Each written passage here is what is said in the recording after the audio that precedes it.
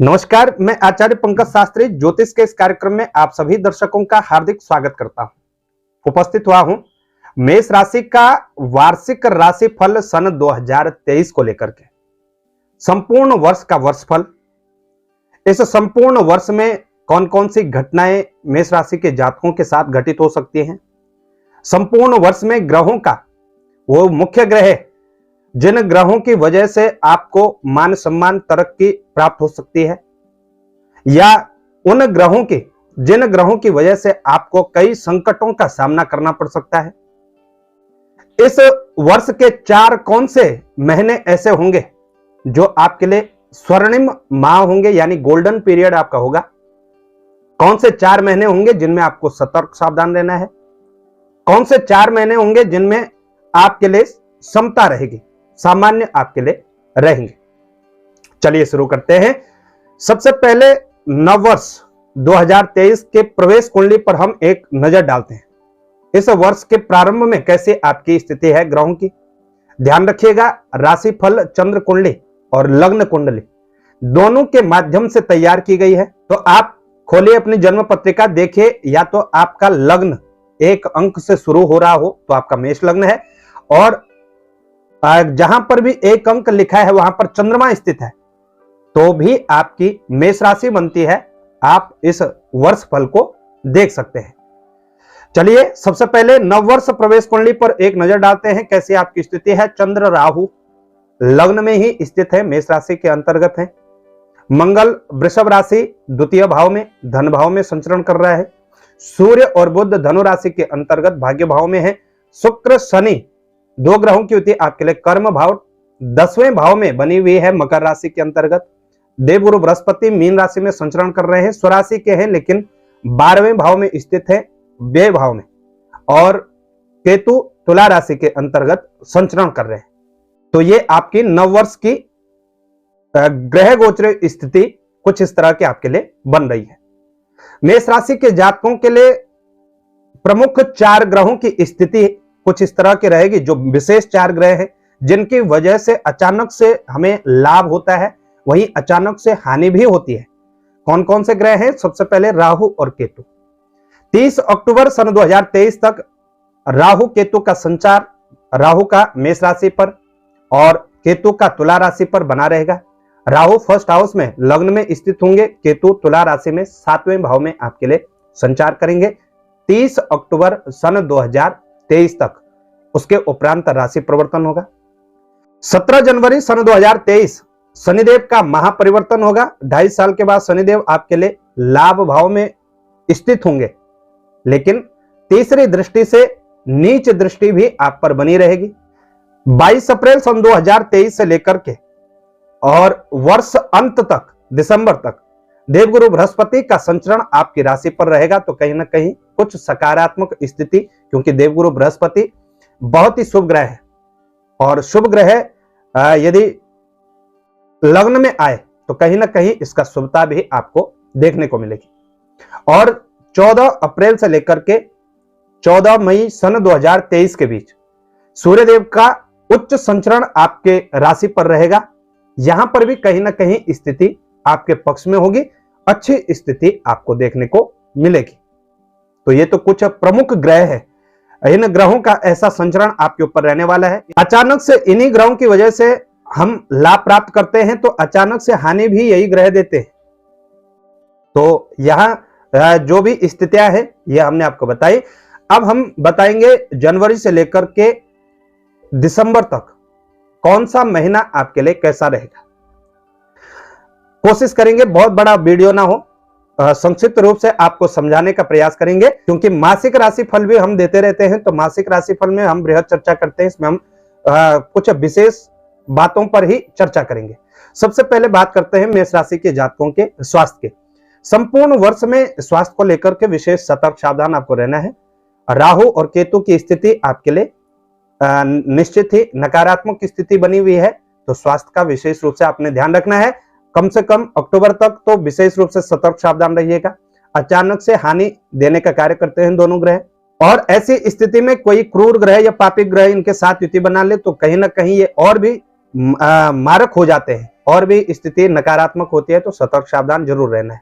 वाहन चलाते समय, आप कोई खेल खेल रहे उस समय, भारी भरकम कोई कार्य करते हैं, फैक्ट्री का काम करते हैं, मशीनरी वर्क करते हैं तो विशेष सतर्क सावधान रहेगा। लगभग जनवरी से लेकर के 30 अक्टूबर तक ये 10 महीने विशेष सावधान रहिएगा स्वास्थ्य के मामले में। जनवरी की बात करें तो जनवरी माह में मिश्रित प्रभाव मेष राशि के जातकों के ऊपर होगा। स्वास्थ्य के मामले में आपको सतर्क सावधान रहना होगा। शनिदेव की नीच दृष्टि होगी तो कहीं ना कहीं मानसिक तनाव आपको देखने को मिल सकता है। अचानक से परिवर्तन देखने को मिल सकता है आपके व्यवहार में, आपके परिवार के व्यवहार में, आपके प्रति कहीं ना कहीं एक नकारात्मकता हो सकती है तो इस बात का जरूर ध्यान रखिएगा। संघर्ष आपको अत्यधिक करना पड़ सकता है। जो जातक नौकरी के क्षेत्र में है, व्यवसाय वर्ग में है, उनको विशेष कठिनाइयों का सामना करना पड़ सकता है। सरकारी क्षेत्रों से संबंधित कार्य क्षेत्रों में है या वहां जुड़ने जा रहे हैं तो कहीं ना कहीं वहां संकटों का सामना आपको करना पड़ सकता है, वहां जरूर सतर्क सावधान रहिएगा। 14 जनवरी के बाद सूर्यदेव का संचार मकर राशि में होगा तो कहीं ना कहीं स्थितियां कुछ हद तक आपके पक्ष में होंगी। संघर्ष अत्यधिक होगा लेकिन कहीं ना कहीं सफलता भी जरूर प्राप्त कर पाएंगे। फरवरी की बात करें तो फरवरी के माह में ग्रहों की स्थिति लगभग कुछ ऐसी ही रहेगी। इसमें सूर्यदेव और चंद्रदेव का विशेष संचरण होगा। राशि स्वामी मंगल देव का भी संचरण होगा। पराक्रम के भाव में मंगल देव आएंगे तो कहीं ना कहीं आपको एक नई सोच के साथ, एक सकारात्मक ऊर्जा के साथ अपने कार्य क्षेत्र में आप उतरेंगे। लेकिन यहां इस बात का जरूर ध्यान रखिएगा, फरवरी के महीने में जल्दबाजी करने से बचिएगा। कार्य क्षेत्र में किसी प्रकार का उतावलापन ना हो, सोचिएगा समझिएगा उसी के बाद कोई निर्णय लीजिएगा। और यदि पार्टनरशिप में कार्य करते हैं तो पार्टनर की ओर से आपको निराशा हाथ लग सकती है। आशा निराशा दोनों बनी रहेंगी। फरवरी के माह में भी लगभग अच्छी स्थिति, लेकिन यहां लाभ की स्थिति कम बनती हुई नजर आ रही है। आय में कहीं ना कहीं कठिनाइयां उत्पन्न होंगी। इनकम का जो बेस है वो कहीं ना कहीं आपका कमजोर दिखाई देगा। अचानक से खर्च बढ़ने लगेंगे और ऐसी स्थिति में यदि आप धर्म कर्म के क्षेत्र में खर्च नहीं करते हैं और ऐसी स्थिति में यदि धर्म कर्म के क्षेत्र से नहीं जुड़े हुए हैं तो कहीं ना कहीं यहां आपको नकारात्मकता अत्यधिक देखने को मिल सकती है। मार्च के महीने की बात करें तो मार्च के माह में भी संघर्ष तो अत्यधिक करना पड़ सकता है, लेकिन वो जातक जो मेष राशि के जातक है, विदेशों से संबंधित कार्यों को करते हैं तो यहां कहीं ना कहीं आपको सफलता प्राप्त हो सकती है। लगभग 14 मार्च से लेकर के 15 से 16 अप्रैल तक स्थितियां कुछ हद तक आपके पक्ष में। विदेश यात्राओं से संबंधित विशेष लाभ आपको देखने को मिलेगा। विदेश यात्राओं के योग आपके लिए बन रहे हैं तो मार्च के माह में कुछ सकारात्मकता जरूर है। अप्रैल की बात करें तो अप्रैल लेकर के 14 मई तक सूर्यदेव का उच्च राशि में संचार रहेगा। सूर्य और राहु का ग्रहण योग तो बनेगा, लेकिन कहीं ना कहीं सूर्य का तेज अत्यधिक है तो सूर्य का प्रभाव अधिक आपके ऊपर रहेगा। सरकारी क्षेत्रों में मान सम्मान की स्थिति बनी हुई है। कार्य क्षेत्रों में कहीं ना कहीं नई ऊर्जा और नई दिशा आपको जरूर मिलेगी। अच्छी स्थिति बनती हुई नजर आ रही है। उच्च सूर्य का लाभ आप जरूर प्राप्त करिएगा। उच्च राशि में सूर्यदेव रहेंगे तो कहीं ना कहीं इसका लाभ आपको जरूर मिलेगा। अच्छी सकारात्मक ऊर्जा, परिवार का सहयोग मिलेगा, विशेषकर पिता के माध्यम से आपको लाभ देखने को मिलेगा। वहीं मई की बात करें तो मई में मंगल देव पुनः आपके राशि स्वामी राशि परिवर्तन करेंगे, नीच राशि में आएंगे, कर्क राशि के अंतर्गत 4th हाउस में। यहां आपको कहीं ना कहीं फिर सतर्क सावधान रहना होगा। मई के माह में आपको माता की ओर से विशेष कष्ट देखने को मिल सकता है। माताजी का स्वास्थ्य का भी विशेष रूप से ध्यान रखिएगा। पारिवारिक सुखों में कमी आएगी, कहीं ना कहीं घर से बाहर जा सकते हैं आप। अपने कार्य क्षेत्र में अचानक से आपको परिवर्तन देखने को मिलेगा और ऐसी स्थिति में आपके अंदर चिड़चिड़ापन, तनाव आ सकता है। इसलिए आपको यहां विशेष रूप से सतर्क सावधान रहना चाहिए। जब तक मंगल देव नीच राशि में है, आपके राशि स्वामी है, तब तक विशेष रूप से सतर्क सावधान रहिएगा। आपके कार्य क्षेत्र में जो आपके सीनियर्स है उनसे वाद विवाद करने से जरूर बचिएगा। यहाँ मई में 10 मई के उपरांत इस बात का जरूर ध्यान रखिएगा, यदि ड्राइविंग करते हैं तो सेफ ड्राइविंग करें और अति आवश्यक ना हो तो आपको ड्राइविंग करने से जरूर बचना चाहिए। चोट चपेट इत्यादि के योग आपके लिए बनते हुए नजर आ रहे हैं। क्योंकि मंगलदेव चतुर्थ दृष्टि से 7th हाउस को देखेंगे, यहाँ पर केतु पर इनकी दृष्टि है और 7th जो हाउस है, 7वां भाव मार्केश है, तो निश्चित ही आपको यहाँ सावधानी जरूर बरतनी है। जून की बात करें तो जून में भी कुछ ऐसी स्थिति आपको देखने को मिल सकती है। पारिवारिक मनमुटाव अत्यधिक हो सकते हैं। पारिवारिक संबंधों में कहीं ना कहीं खटास उत्पन्न हो सकती है, इसलिए क्रोध पर नियंत्रण रखिएगा, अपने वचनों पर विशेषतः नियंत्रण रखिएगा, अपनी भाषा को सुधारिएगा और अत्यधिक चिड़चिड़े होने से जरूर बचिएगा। जून की स्थिति भी बहुत अच्छी नहीं है। जुलाई में कहीं ना कहीं आपको अच्छा लाभ देखने को मिलेगा। जुलाई में जो जातक मेष राशि के जातक है और कहीं ना कहीं जो राजनीति के क्षेत्र से जुड़े हुए हैं उनको जबरदस्त लाभ देखने को मिल सकता है। जो जातक विद्यार्थी वर्ग से है उनको भी अच्छा लाभ देखने को मिलेगा। अच्छी स्थिति आपके लिए बनी हुई। अगस्त के महीने में गुप्त शत्रु आपको नुकसान पहुंचाने का कार्य करेंगे, तो ऐसी स्थिति में भी आपको विशेष रूप से सतर्क सावधान रहना चाहिए। यहां पर यदि आप पार्टनरशिप में कोई बिजनेस करते हैं, व्यवसाय करते हैं, तो धोखे के शिकार हो सकते हैं, इसलिए अपने मन मस्तिष्क से भी जरूर कार्य करिएगा। कुछ निर्णय खुद से भी आपको लेने पड़ेंगे और जीवन साथी का सहयोग आपको देखने को यहाँ पर मिल सकता है। जीवन साथी के साथ अच्छी बाइंडिंग रखिएगा, निश्चित ही लाभ देखने को मिलेगा। सितंबर की स्थिति देखें तो सितंबर में गुरु राहु का जो स्थिति है, गुरु चांडाल योग तो वैसे बना हुआ है आपकी जन्म पत्रिका में, लेकिन यहां पर कभी कभी नकारात्मकता में सकारात्मक परिवर्तन देखने को मिलता है और यही यहां पर होने वाला है। निश्चित ही मान सम्मान में कहीं ना कहीं वृद्धि होगी। मेष राशि के जातकों को राजकीय मान सम्मान प्राप्त हो सकता है। जिस भी कार्य क्षेत्र में आप जुड़े हुए हैं वहां से आपको पदोन्नति मिल सकती है। स्वास्थ्य में धीरे धीरे लाभ देखने को मिलेगा। यदि किसी प्रकार की स्वास्थ्य संबंधी समस्याएं हैं तो कहीं ना कहीं सितंबर का माह आपके लिए सर्वश्रेष्ठ माह रहेगा। इस 2023 का सितंबर के माह में ऐसी स्थितियां भी आपके लिए बनी हुई हैं। जो जातक अविवाहित है, विवाह के योग भी आपके लिए बने हुए। 30 अक्टूबर तक राहु का संचार, अक्टूबर के माह में भी राहु केतु की स्थिति वही रहेगी, लेकिन यहां पर सूर्यदेव की स्थिति थोड़ा नकारात्मक जरूर हो जाएगी।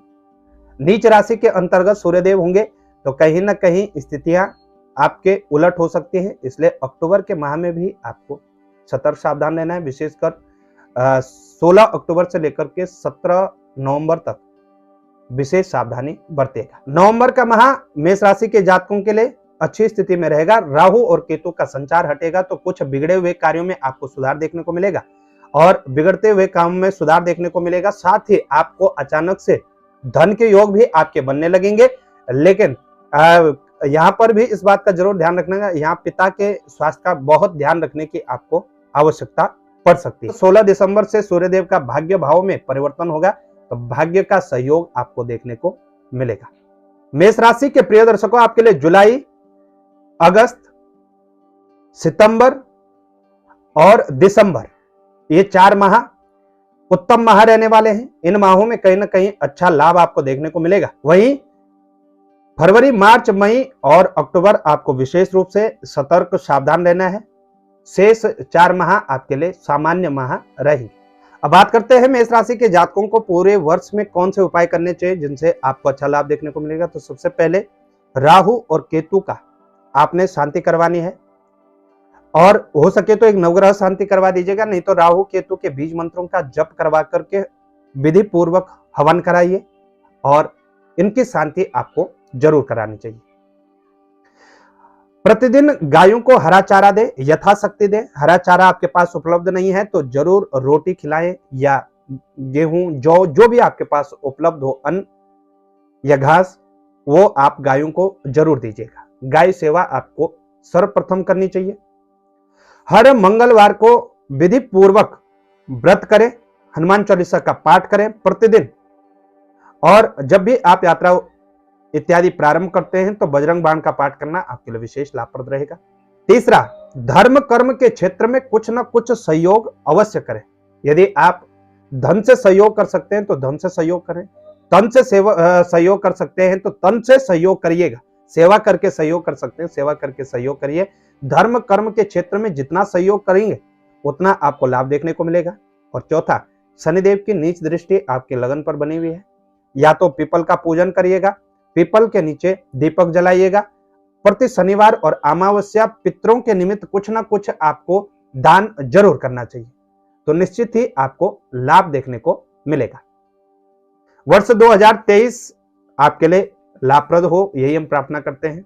और व्यक्तिगत जानकारी आप प्राप्त करना चाहते हैं तो स्क्रीन पर हमारे नंबर हैं, इन नंबरों पर आप संपर्क कर सकते हैं। व्यक्तिगत वार्षिक पत्रिका भी तैयार करवा सकते हैं, निश्चित ही उसमें कई और दिव्य उपाय आपको बताए जाएंगे, तो निश्चित ही आप संपर्क कर सकते हैं।